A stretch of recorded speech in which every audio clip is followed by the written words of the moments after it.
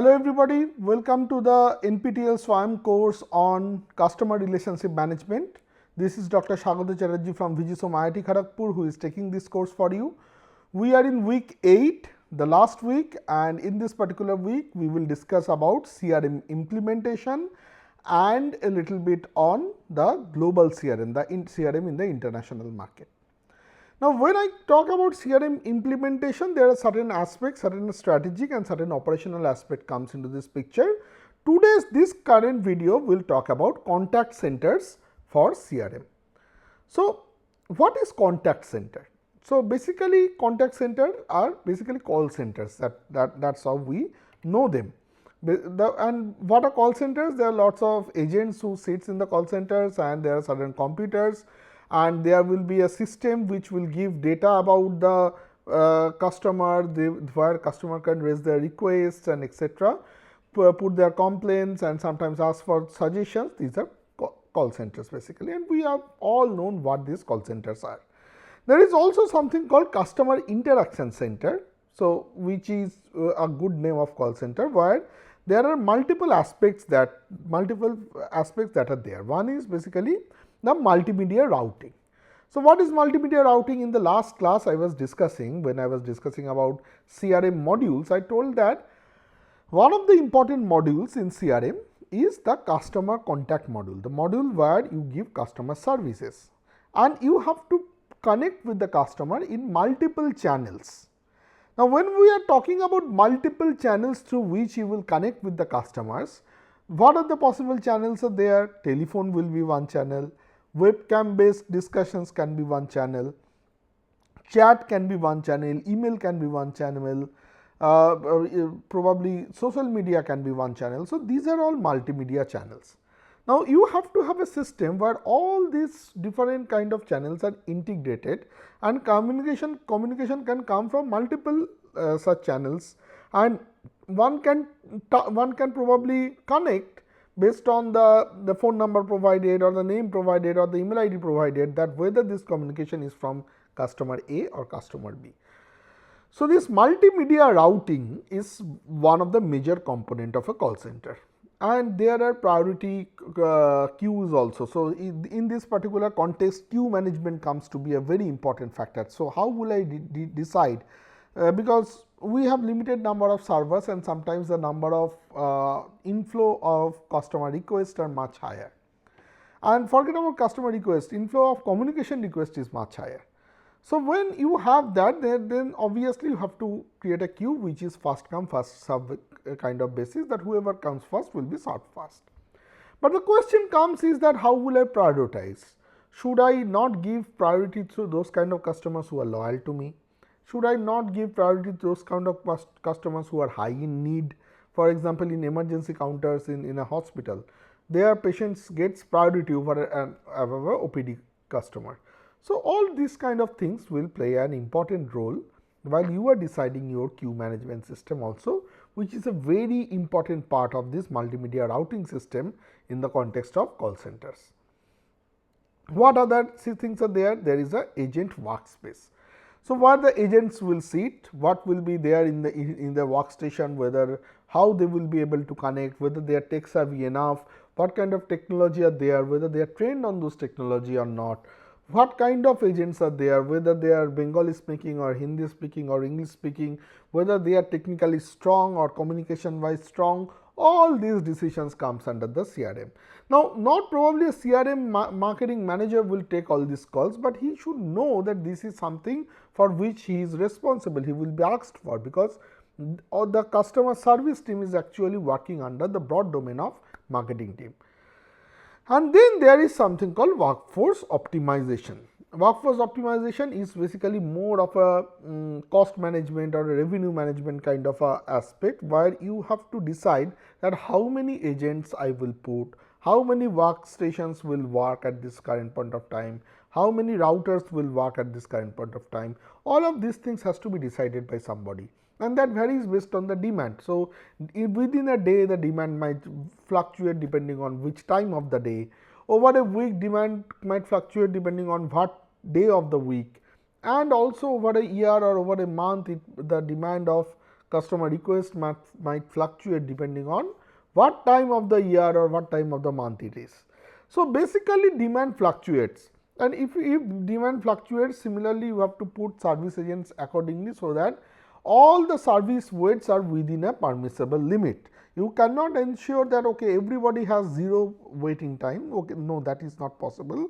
But even if you want a reasonable waiting time, let us say 1 minute or 2 minutes, you have to ensure that enough agents are there or proper routing is being done, such that the availability of the agent is proportional to the patience of the customers, and patience of the customers is sometimes inversely proportional to how much money they are paying to you or how much loyal they are with you. So, these decisions has to be taken very carefully in a call center setup. Next comes this 3 C's of contact centers. One is convenience, one is consistency, and third is cordiality. So, in a contact center aspect, the first thing that you have to focus on is providing convenience to the customers. You have to be as much focused on giving that, because that is where people are coming. So, convenience might be related to multiple routing, as I just told you. You want to connect with the customer in the channel that they are most habituated with. You want to use the language in which they are most habituated to speak. Now, this is what there are very classic question comes up in this kind of context. So, do you think that I want you to write down the answer, the question that I am asking right now. You should write down the answer and check back whatever I am saying 1 minute later. So, let us say you are you are giving a service to somebody, and generally you speak in English. Let us say in a hotel context or in office context and etc., you speak in English, and a person comes up in front of you, and you can understand that okay, this guy will understand Hindi, his mother language is Hindi. So, will you switch to Hindi language, because you also know Hindi, he also knows Hindi, both of you talk in Hindi? That will probably reduce the mental gap, or probably will make you more or make you feel that you are more empathetic to this person.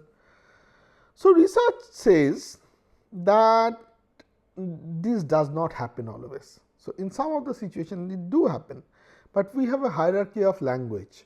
For example, there is a hierarchy of native language, Indian languages, and American language, or English language, or even in a American setup there will be a hierarchy of language, for example, English speaking or Spanish speaking, and even in a country wide cases, my native country. Or so generally when this hierarchy is not present, when this kind of hierarchical thinking is not present, then a colloquial language, if you speak in a colloquial language with somebody who is in front of you, he will feel more comfortable, the customers will feel more comfortable. But if there is a hierarchy involved, and if you speak in the colloquial language and the person knows the hierarchically higher language, he might feel offended that okay, this guy is thinking that I can't speak English, I can speak in English, I will answer in English. So, that hierarchy often comes into the play. I have seen in my childhood days, there were some uncles who used to, when they used to shout at somebody, let us say a shopkeeper or some person, an auto driver, a taxi driver, they are very angry and they are shouting on them. All of a sudden they start speaking in English. And this person who is standing in front of him and getting this venting out, he might probably not even understand what this guy is saying. So, this English language is somewhere, it is related to in our case, the powerfulness and etc. We know why it is like that, and that hierarchy of language is there because of our colonial history, because of our probably post-colonial history as well. In our day-to-day work life and etc., English gets lots of prominence. People who are educated, it is the educated people's language, that kind of signal comes up. So, that is somewhere this convenience plays a different kind of role. Like if you want to vent out, if you want to struggle with somebody, if you want to probably you lost your power position, let us say power position losses happens when there is some service failure, and you want to regain back your power position as a customer, you might probably want to speak in English.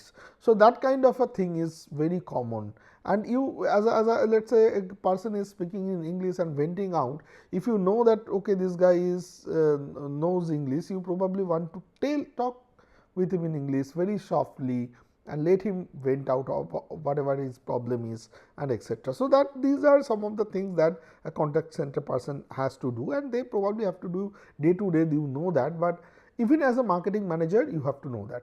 Now that creates certain kind of problem for this contact center person also, because he has to lose his power position at certain point of time, which might affect this person who mentally. So there is an HR issue.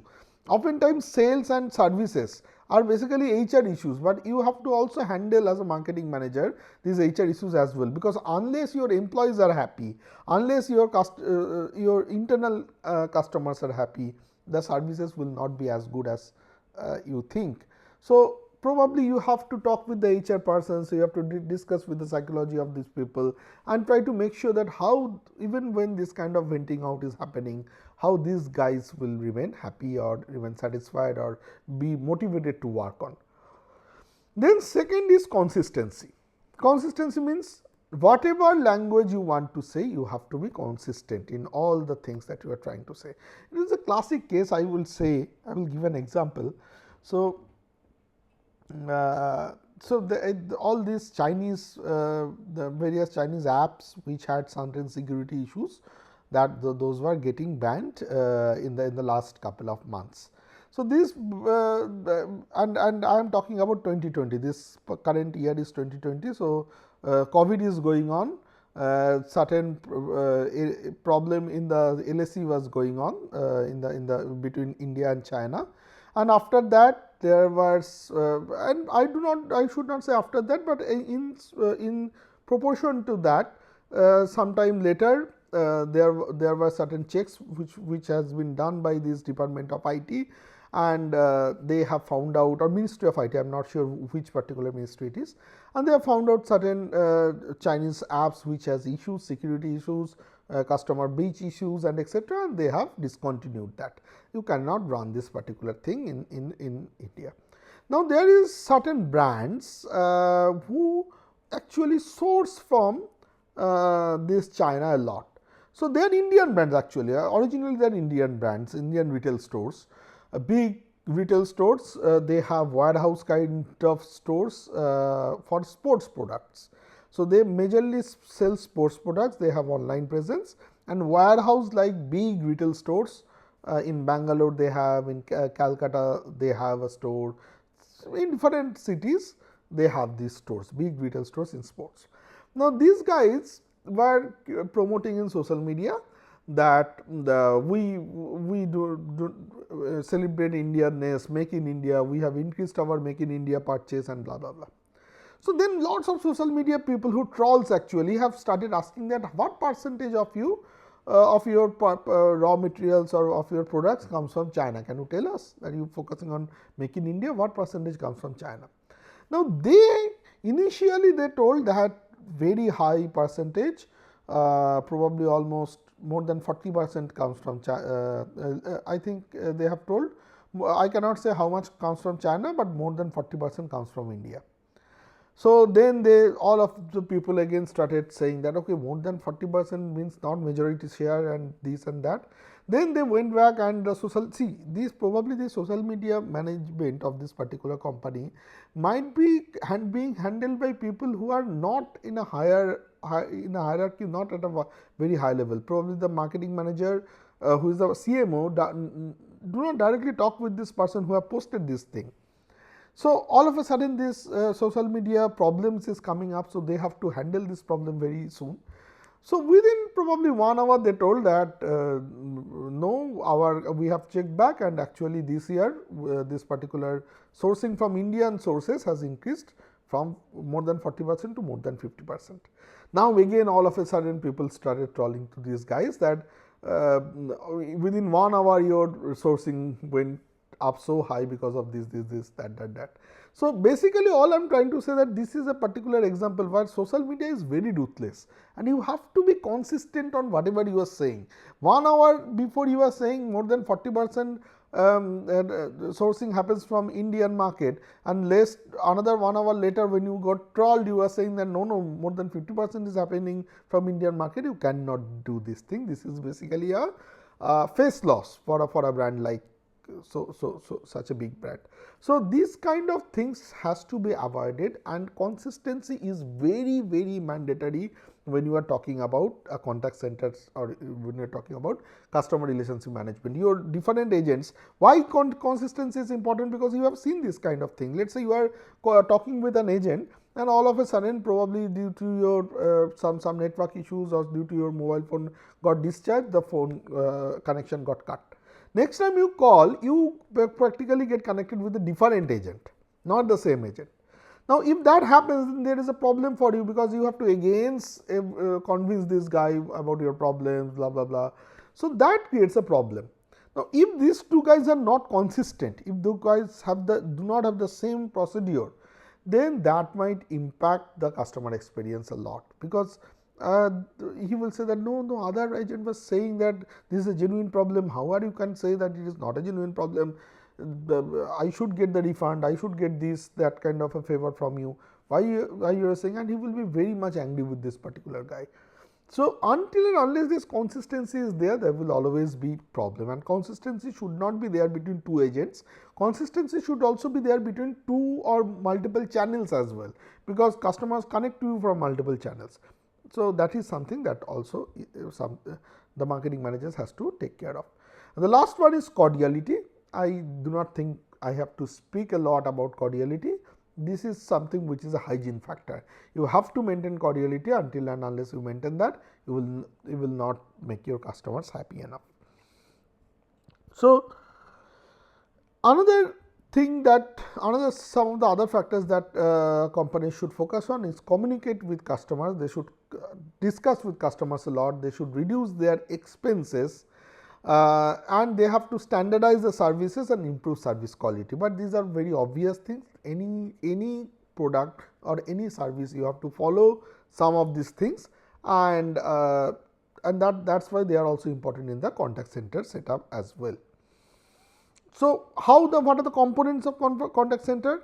So contact center, you will see that there is a IT setup, as I was telling, that a multimedia kind of thing, where multiple channels connect with each other, and then there is customer agents, and these two contact center basically connects between these two. Contact center basically is this connection. That is where contact center happens, and both are connected with the communication technology. Customers connects to this communication technology. So there is an internal IT, there is an external IT. Customers connect with this external IT, and this external IT connects with internal IT and the human beings. And then sometimes they have to get information about the customer. Let's say the moment you put the ID, let's say your customer ID or your phone number, I have to check back your purchase history, your what kind of agreements I have with you, and etc. etc. So that's why there has to be a backend system which will connect with the customer center agents with the information available, and information technology will also connect with this system through other CRM systems. So this is basically, these are all technology. All this is technology, and this is one human being, and these are the customer agents, which together creates the contact center. Now there are lots of softwares available. After this is a different technology, different area altogether. What kind of softwares are available? Whether which software is better than which software? What kind of features that can be brought in? So this is a different story, and you have to do a very consultative kind of a analysis when you are trying to check that what fits for your brand or for your marketing objectives. But that is not within the domain of whatever we are doing in CRM, what kind of technology is required. So I will not go into that, but yeah, this is something that you should understand. Now for any technology, you have to make sure that these are some of the factors which are there, like they have to easy to use. Any technology adoption model says that ease of use and perceived usefulness, these are the two major things which leads to consumer attitude and then behavior. So, perceived ease of use and perceived usefulness, these are the two things that you have to promote. So, easy to use is, that is why for something which is the primary criteria to have a good contact center, that it will not be technically very difficult to connect with the agent. Then there has to be a consolidated view of the customer, that should be there. A 360-degree view has to be there within the technology that is used in the contact center. Multi-channel support should be there. That means I can at the same time I can chat in Twitter or Facebook and this and that, and also connect with the customer over phone if it is required, over video conferencing and etc. So, multi-channel support is there. There has to be a workflow automation. Workflow automation means there has to be a certain preset kind of a workflow which has to be followed. For example, first you will see that this happens in a chatbot. The moment you say hi, the chatbot asks you about your phone number, about your problem, about certain basic details about the problem, and based on that they will set up to a agent. That is one workflow, which is pre-agent routing workflow.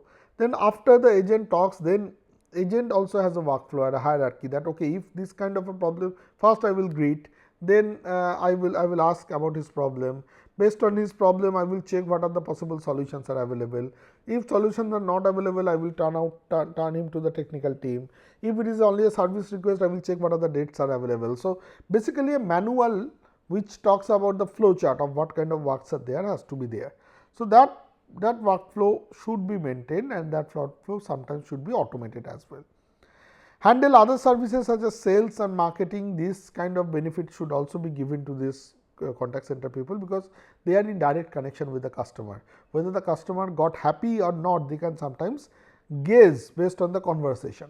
So, if they think that the customers are happy enough and got satisfied, they can push certain other products, or they can sell certain other products to the customer, so that the overall revenue goes up.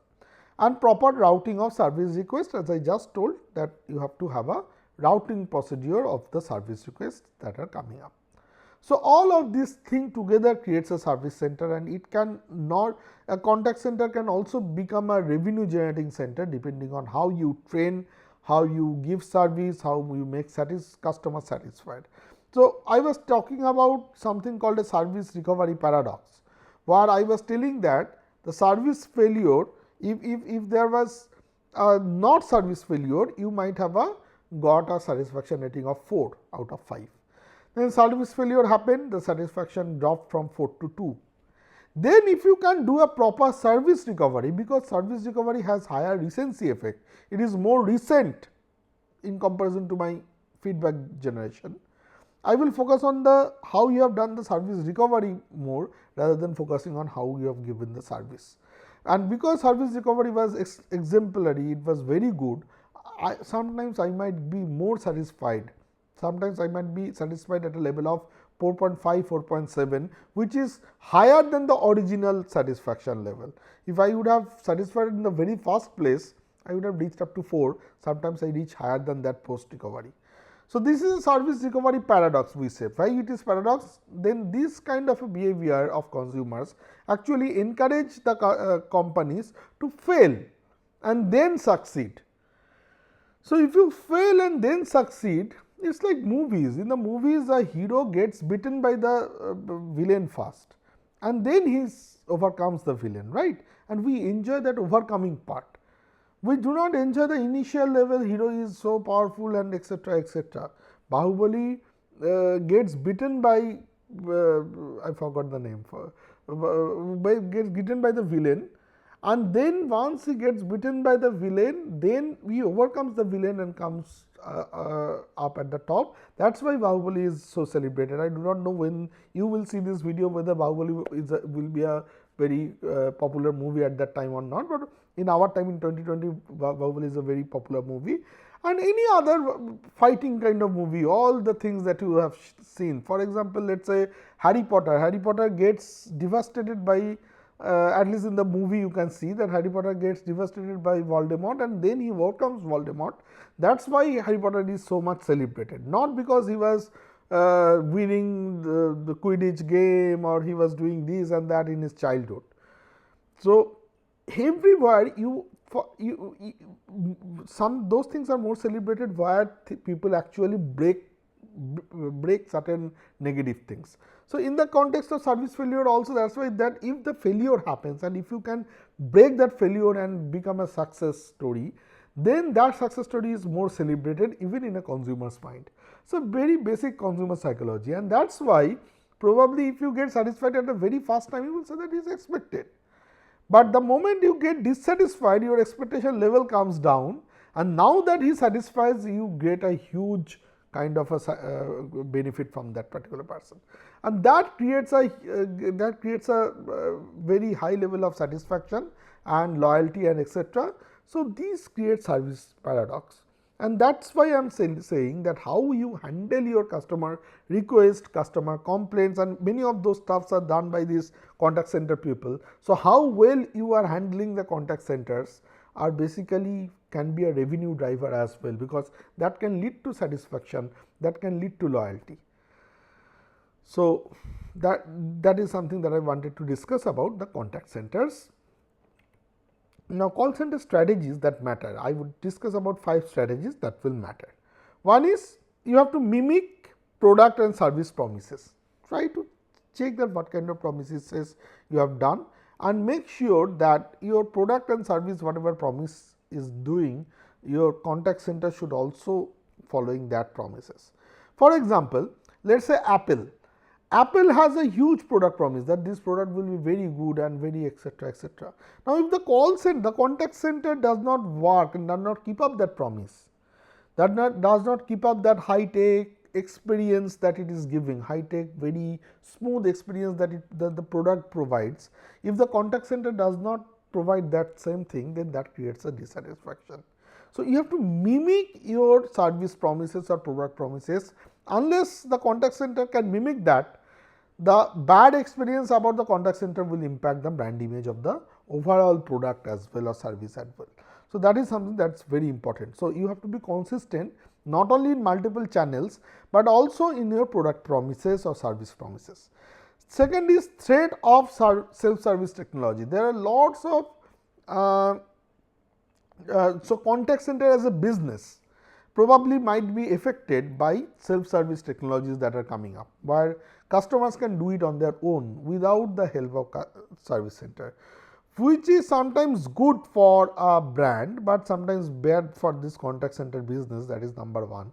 Number two is that if there is lots of self-service technology available in the market, customers might not come to you to explain or express their concerns. And if they do not express their concerns, you might sometimes not be able to know what exactly their concerns are, and you cannot do the product improvements. So that is another problem that might come up. So you have to think self-service technology has pros and cons. That's why there are pros. For example, I have not gone to my bank. I have an account in State Bank of India, and I have not stepped in State Bank of India for the last 4-5 years. If I cannot remember at least. Now that is because there is self-service technology that is there. ATMs are there, internet banking is there. I can open FD accounts, I can do PPF accounts, etc. all online. I do not have to go to the bank. Now bank might think that this is good, but is it always good? I have certain grudges for the bank. This bank is not giving this XYZ service properly. Their cards are not working in various places. This thing is not working in various. I might require XYZ different kind of services that they have not even thought about. Now they might have created lots of very good self-service technology, but their contact centers are not so good. So I cannot express my concern, which will reach to the right people. Probably their contact management system is not so good. So if that is the situation, then whether less footfall is good for the brand, you have to think about it. There are pros, as I told, there are cons. You cannot always say that no, reducing footfall is always good. It's good, it's probably 95% case it is good. There are 5% cases where it is bad, and you have to find out that cases and how to mitigate that problem. You have to think about it. Then you have to contact high means you have to so any contact gives you a high. That means some people are very wants to get contacted. So you want to have that kind of a experience for them. Speech analytics and video sharing. Speech analytics and video sharing talks about certain strategies where the tone of the person or the language that they have talked about, or the I would say terms that they are using. From there you can find out how frustrated they are. See, call center conversations, we say that your conversation might be recorded for training and quality purposes. Now, do they actually analyze it? Now, there are huge level of data. Analyzing them every day becomes very difficult. Some of the softwares, technologies are there which analyzes it actually and finds out information from them. Now, if the call center person, the agent is not able to give the correct information or turn the correct information, you can analyze the text, analyze the tone, analyze the language that has been talked about, the transcriptions of the discussions, and from there you can find out what kind of problems are more common and you can handle those problems outside the customer care environment. So, this is also one of the area, one of the strategy which will improve your service, and people are focusing on that. Research papers are being written on this particular factor, and this is an area where people can do something. And the last one is demand management. You can also do a demand management strategy to find out that when call centers are in high in demand, when call centers are low in demand, and based on that you can strategize. So, what is the demand management in call center? The first thing is demand forecast and capacity plan. What is demand forecast and capacity plan? As I told, at various times of the day, the demand might vary, it might fluctuate. Even different days of a week, the demand might fluctuate. So, you have to first do a demand forecast, and accordingly you have to plan your capacity, that how many agents are required. Then you have to plan for source through demand management. So, sorry, it should be hours. So, for certain hours, plan for hours through demand management. You have to there will be certain hours when you know that there is a huge peak is coming up. So, sometimes we know this beforehand and we have to plan for that. You cannot just, it should not come and then you decide that okay, huge demand is coming up. You have to plan for a wave much ahead. So, that kind of a decision you have to take. Engage frontline employees in transformation. Sometimes you have to engage the frontline employees in the transformative process, such that the customers go and take self-service technologies, such that the customers express their problem in certain other channels which will be easy to handle. So, you can use your frontline employees for any kind of customer transformation, customer learning, customer teaching that you want to do. And then you have to measure correctly. The last and primary, probably one of the most important thing is you have to, for any strategy, measuring is very important. So, until and unless you measure, you cannot control, you cannot say that what kind of improvement can be done. So, you have to measure the correct in the correct way, correct matrices has to be identified and you have to measure the demand. So, that will be it. I will probably stop this particular presentation by asking this question, and I will start the next presentation from this question itself, that is number of persons ahead or expected wait enough to make customer patient? That means, when you call in a service center, in a call center, it says that you are 4th in the queue or you are 6th in the queue, or you in another 2 minutes the agent will connect with you, in another 4 minutes the agent will connect with you. Unless they say that, that creates a huge amount of uncertainty, and consumers generally do not like uncertainty. So, if there is huge amount of uncertainty and consumers do not like uncertainty, they will put back the call. Call centers are also coming up with strategies like I will call you back, put down the call, I will call you back. But sometimes when you call you back, the customer is not available. Many customers are very busy, you cannot call them, and this has happened with me. For example, today I will tell you today's example. I have given this thing to Tata Sky, and Tata Sky told that okay, your service request has been raised and I will call you, and I have given a time and Tata Sky came at a slightly different time. Now, it is very expected that if you come, if I have given 10 to 12, and if you come a slightly different time, it is expected you can come, no issues. But there can be people who are very busy, who will not be able to take calls in a slightly different time. I frankly speaking, I am such a person who cannot take a call in a slightly different time. Now, that creates a huge problem for me, that you are saying that okay, you will not be able to take my call or handle the problem right now, and you will call me back, and whenever you call me back I am not available. So, then again I have to call you back to reschedule something. So, that creates a problem. So, then if that kind of situations has to be avoided, you might probably ask the customer or make the customer more patient. What kind of strategies you can take to make the customers more patient? One strategy is to give the basic information that if they stay now, how much time they have to stay in the call, after which they will reach. For example, if I call a call center and if somebody tells that okay, you have to wait for 2 minutes, I might be happy to wait for 2 minutes rather than calling back sometime else, because at that sometime I will not be available, but right now I have 10 minutes time. So, I can have 2 minutes of waiting if it is 2 minutes particularly, and then 8 minutes I can talk with this person. So, sometimes that 2 minutes waiting is okay enough rather than somebody trying to connect with me later and I am not in a position to take the call. Now, the question is that whether this kind of information, that how much we have to wait, which is very common practice in call centers, is it enough? Can you do anything extra?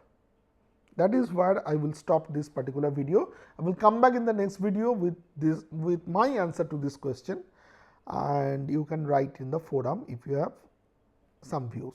Thank you very much. See you in the next video.